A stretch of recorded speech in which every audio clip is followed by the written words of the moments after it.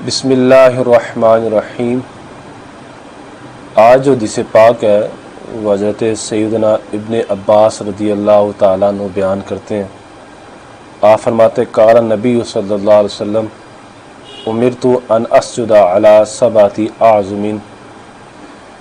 हज़रत इब्न अब्बास फरमाते हैं कि नबी अलैहिस्सलाम ने इरशाद फरमाया कि मुझे 7 हड्डियों पर सजदा करने का हुक्म दिया गया है। अलल जबहती, पेशानी पर, व अशारा बियदी अला अनफी।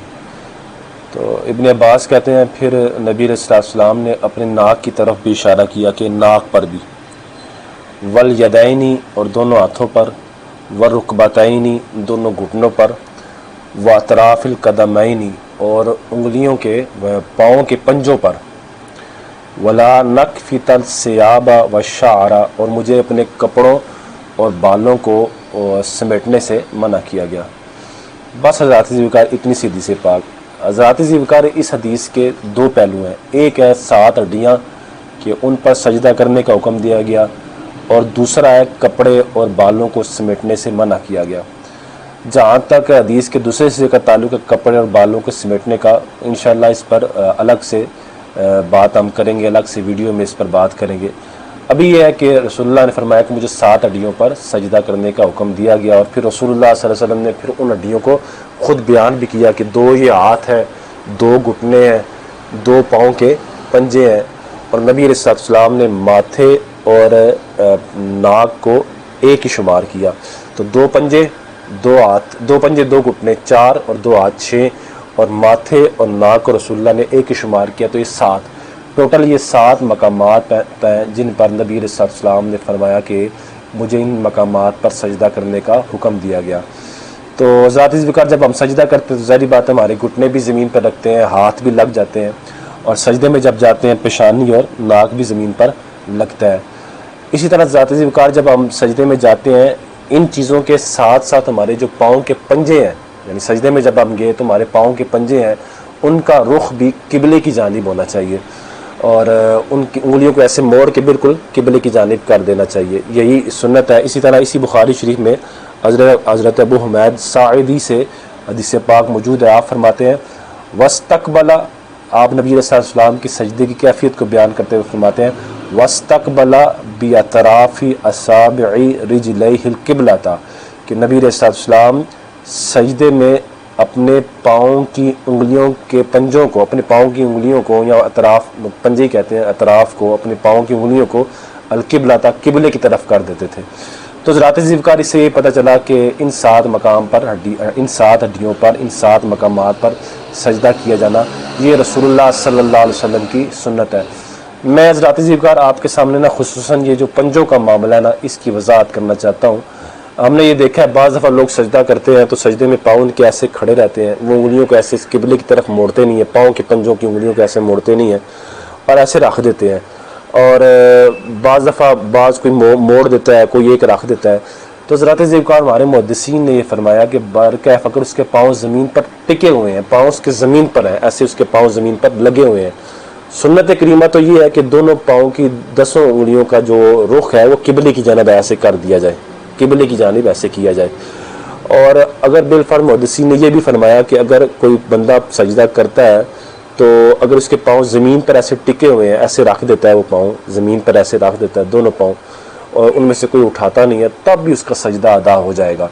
ये हमारे मुहद्दिसीन ने बाकायदा लिखा है। तो बरकैफ़ हज़रात ज़िक्र अगर कोई बंदा सजदे में जाता है तो हुक्म शरअ ये है कि उसके लिए कि वो जब सजदा करे तो अपने दोनों पाँव की 10 उंगलियों का रुख किबले की जानिब ऐसे मोड़ दे। बरकैफ़ अगर वो अपने पाँव की उंगलियों को ऐसे खड़ा भी करके सजदा कर देता है तो उसको ज़द-ओ-कोब नहीं करना चाहिए, और उसके साथ लड़ना नहीं चाहिए, और उसको हम मसला बयान किया जाए कि भी आप अपने पाँव का रुख किबले की जानिब करें।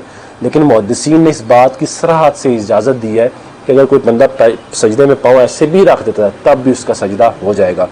तो इसलिए ऐसे बाज़ दफ़ा हमने देखा है मसाजिद में बाज़ लोग होते हैं, वो इमाम होता है, बाज़ दफ़ा वो सजदा करता है तो उसके पाँव बाज़ दफ़ा ऐसे होते हैं, तो होने तो ऐसे नहीं चाहिए, वो पाँव को किबला रुख की होनी चाहिए। लेकिन बाज़ दफ़ा अगर वो ऐसा कर भी देता है तो उससे लड़ना नहीं चाहिए, उसके साथ लड़ाई नहीं करनी चाहिए, और इसको लड़ाई झगड़े का सबब बना के इमाम को मुतनाज़ा नहीं बनाना चाहिए, क्योंकि आम आवाम को, सादी आवाम को इस बारे में कतन मालूम नहीं है कि मुहद्दिसीन ने सजदे के क्या अहकामात बयान किए हैं।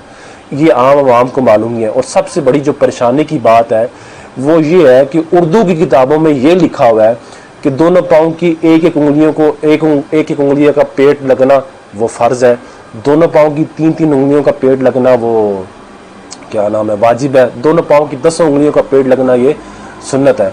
जबकि ज़राती जो कि उर्दू की किताबों में ऐसे ज़रूर लिखा हुआ है, तो लोग वो बाज़ दफ़ा जो थोड़ा बहुत दीन के साथ राग़िब होते हैं वो उर्दू की किताब से पढ़ के आके वो फिर जो इमाम होता है या आम लोगों पर वो फतवे लगाना शुरू कर देते हैं। ये बिल्कुल गलत तरीका है।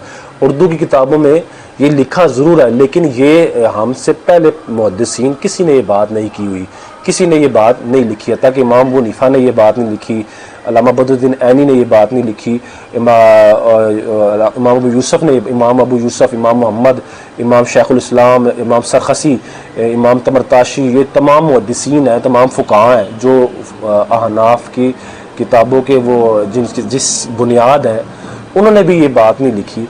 और मुहद्दिसीन ने भी इसकी सराहत की है। इमाम अहमद बिन हंबल के बारे में इब्न रजब है, इन्होंने एक फतुल बारी में, ये इब्न रजब हंबली उल मज़हब है, इन्होंने इसमें लिखा हुआ है कि इमाम अहमद बिन हंबल अन्ना उसल्ला, इमाम अहमद बिन हंबल नमाज पढ़े थे, वह सजदा ववादा सलासा साबि रिजलई अलल अर्द। तो इमाम अहमद बिन हंबल नमाज पढ़ रहे थे तो उनकी दोनों पाँव की से 3 उंगलियाँ ज़मीन पर लगी हुई थी और वो नमाज पढ़ रहे थे। तो ज़रात ज़िक्र मुहद्दिसीन ने इस पर इजाज़त दी है। सुन्नत करीमा ये है कि आप क्या करें, अपने दोनों पाँव की 10 उंगलियाँ का रुख किबले की जानिब कर दें। और अगर बिलफर्ज उसमें से अक्सर का कर दिया जाता है या पाँव ऐसे खड़े भी रहते हैं तो ज़रात ज़िक्र से नमाज में कोई फ़र्क नहीं पड़ता। हाँ, खिलाफ सुन्नत आप कह सकते हैं अपनी ज़ुबान में, हमारी अपनी ज़ुबान में खिलाफ सुन्नत कह सकते हैं, लेकिन बार कैफ उसकी नमाज हो जाती है। उम्मीद है ज़रात ज़िक्र आपको ये मसला समझ में आ गया होगा। इस हदीस का जो अगला पहलू है कि कपड़ों को समेटना और बालों को समेटने से रसूलुल्लाह ने मना फरमाया, इंशाअल्लाह उस पर अलग से मैं गुफ्तगू करूँगा। अल्लाह से दुआ अमल करने की तौफीक अता फरमाए।